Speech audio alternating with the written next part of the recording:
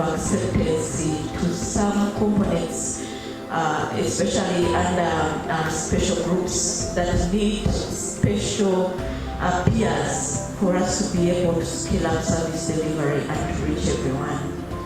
So you'll find that even when we have VHTs as the main community volunteers for the community space, you find special fraternity peers, like linkage facilitators, the key population focal persons, and these ones we accept simply because if we are to reach everyone, the aspiration of the universal health coverage without leaving anyone behind, we should be able to accommodate that.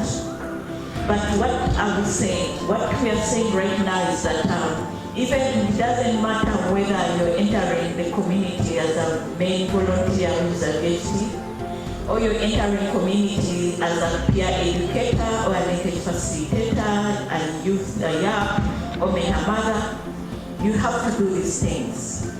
We must have a certain level of training orientation for you to be able to manage a household. That when you enter that household, you don't only look at a peer or someone who needs appeal, but you should be able to leave that household healthy by implementing an integrated package. They need to be trained the same way. If we are equipping, they should be equipped to be able to support the households. If we decided to have a toolkit, because when you enter that household, you find a malnourished child, you find someone who you must have a work tape, you find someone who has symptoms of malaria, can you be able to run a simple RRT and refer? No, at least those basics, that's what we are advocating for. But then the other thing is the coordination. How do we coordinate better?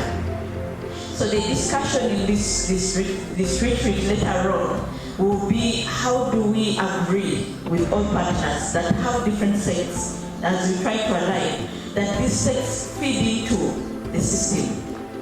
One, we agree that we don't have enough resources to deploy and support all VHTs the way we're supposed to. But still we have resources that go to communities. This year we sat with the Office of the Prime Minister, the President's Office, and Minister of Local Government and Minister of Gender. And we agreed that we need to start speaking the same language. Because we came to find that even when we make decisions as a health sector, when we go to local government, we have very little mandate on what they decide, because they are not under our control.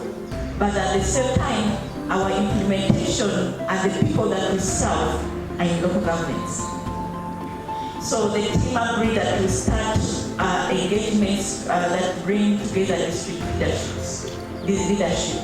That's the RRDCs, the LC5s, and the CAO.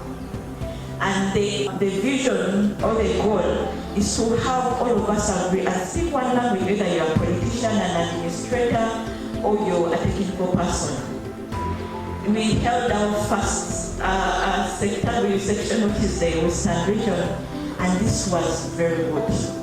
The CAOs, LC5s were the political leaders, and the RRDCs agreed to move, because everyone had to identify the solution, because it touches everyone's deliverables and outputs. And this is something that we are going to do on an annual basis.